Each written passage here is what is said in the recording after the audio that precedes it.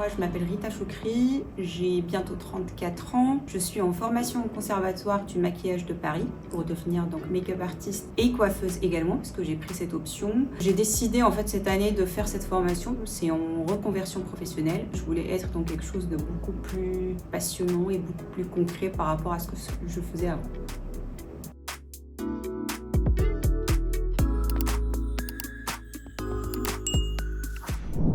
Du coup, aujourd'hui, Camille, on va partir sur un make-up un peu beauté.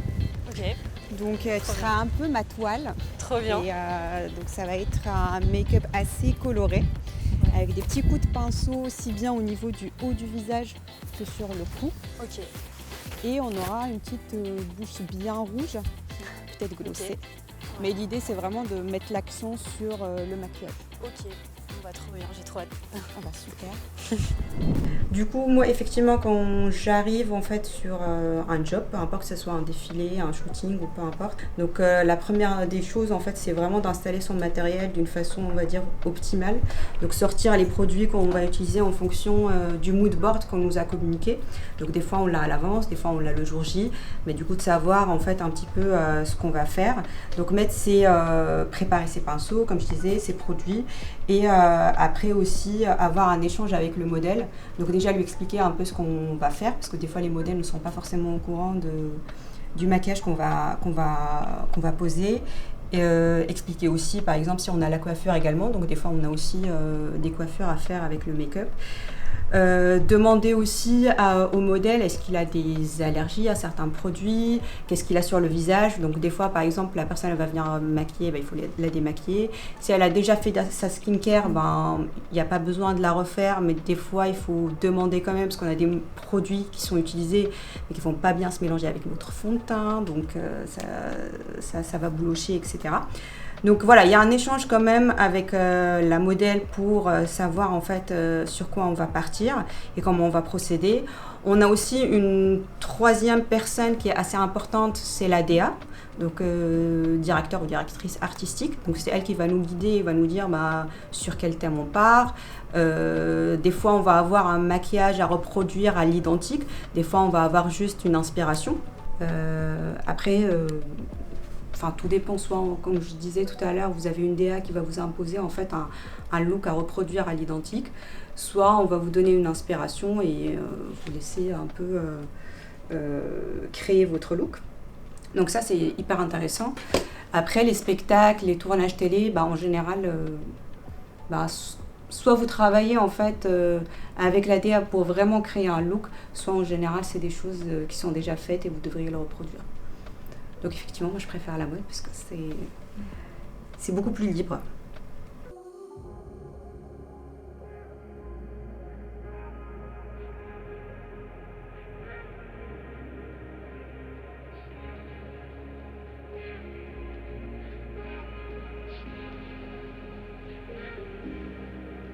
Pour les yeux, oui, en fait, les points de repère, on va les tracer en ayant les yeux ouverts. Donc que ce soit l'eyeliner, que ce soit la limitation du fard et tout. Parce que du coup, quand on a les yeux fermés, en fait, on n'a pas un visage symétrique parfaitement. Donc si on fait œil par œil, on n'aura pas cette symétrie-là. Et quand on ouvre les yeux, ça ne va pas rendre pareil. Alors l'inspiration, c'est vraiment un truc qu'on peut trouver partout. Ça peut être un tableau, ça peut être la nature, ça peut être un plateau de nourriture, j'ai envie de dire.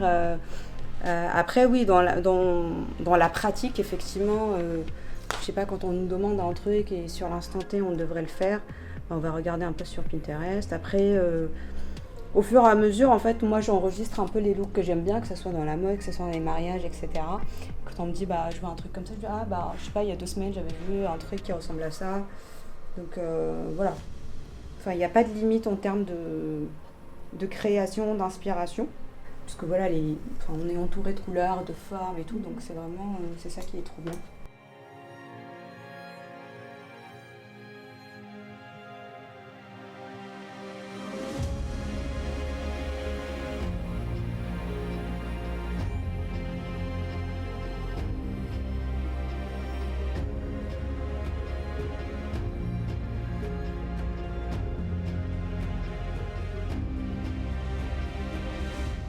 dans la promo d'une façon générale, vraiment on va retrouver un peu de tout.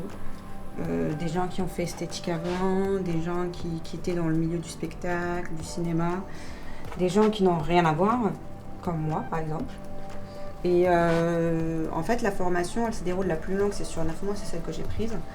Après il y en a justement qui rejoignent en fait la promotion en janvier.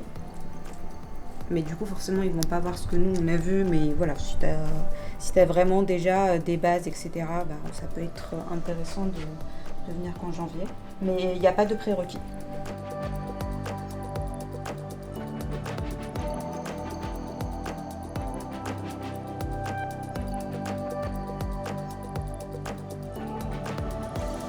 Du coup là on a fini le make-up, on va passer à la coiffure, donc on va plaquer les cheveux en arrière pour vraiment dégager le visage et mettre l'accent sur le maquillage.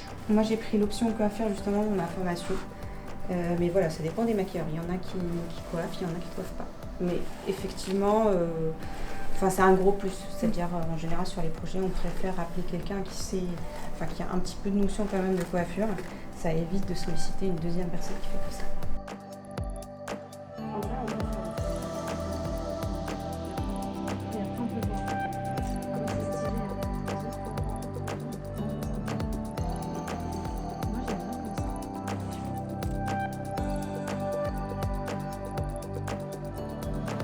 On a aussi le photographe, donc avec lequel c'est très important d'échanger pour savoir un petit peu, que ce soit le shooting, le défilé, etc., sous quelle lumière va avoir lieu. Donc quand on a une lumière assez blanche, vive, etc., c'est pas comme si on avait une lumière douce. Donc il faut adapter le make-up en fonction de ça aussi. Et puis une fois qu'on démarre en fait notre shooting, notre défilé, de voir un petit peu comment ça rend sur la caméra, puisque forcément c'est pas pareil.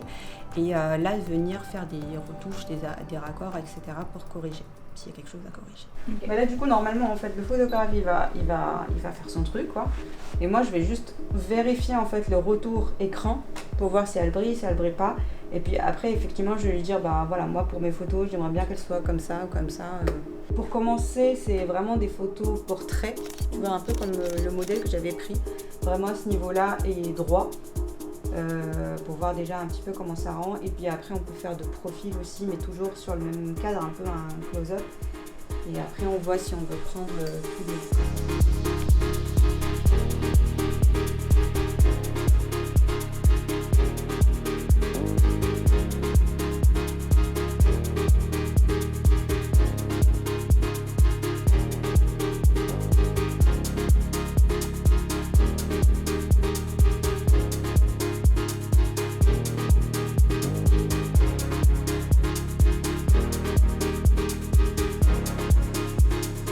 Pour les gens qui sont passionnés de make-up et de coiffure, ou pas d'ailleurs, ça dépend, il y a quelques écoles sur Paris. Justement, on a la chance d'avoir un petit peu de choix, on va dire, sur Paris. Donc on a le Conservatoire du maquillage, il y a ITM, et on va avoir aussi d'autres écoles qui sont un petit peu connues.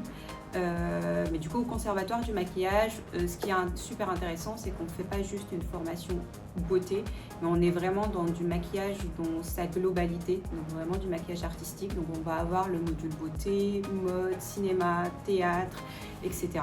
Donc vraiment, on a toute la palette de ce qu'on peut avoir dans ce métier-là. Et bien évidemment, donc une fois qu'on est formé, on a son diplôme, on est prêt pour justement démarrer. Effectivement, c'est pas le même fonctionnement que dans un mode un petit peu traditionnel ou entre guillemets classique, comme ce que je faisais concrètement avant. Donc il n'y a pas de site où on va trouver des annonces de recherche de maquilleuse ou coiffeuse, c'est vraiment du réseau. Donc pendant la formation, on a la chance de faire énormément de stages et de collaborations justement pour nourrir ce réseau-là et pour avoir justement les contacts qu'il faut une fois qu'on se lance en tant que professionnel. Donc c'est très important en fait d'avoir ce réseau-là. Et aussi, c'est que très très important, c'est qu'une fois que vous commencez en fait à vos collaborations, vos stages, la technicité c'est très important. vos compétences techniques, donc vous savez pas maquiller. Mais vous avez la moitié, on va dire, de votre job, c'est votre attitude, votre professionnalisme, votre ponctualité, votre savoir-être. Et le savoir-être, c'est quelque chose qu'on va retrouver un petit peu dans tous les métiers. On est en interaction avec les gens. Donc, tout simplement savoir analyser, savoir s'adapter aux clients, savoir proposer des solutions très rapidement, être à l'écoute. Être discret mais pas trop, donc savoir justement se doser par rapport à ça et s'imposer mais pas trop non plus, donc vraiment retrouver sa place dans ce milieu-là. Et après, voilà, vous avez ce qu'il faut pour justement vous lancer et en faire un métier. La semaine prochaine, on part à la découverte d'un autre métier. Une idée de ce que ça pourrait être ? Dites-le nous en commentaire.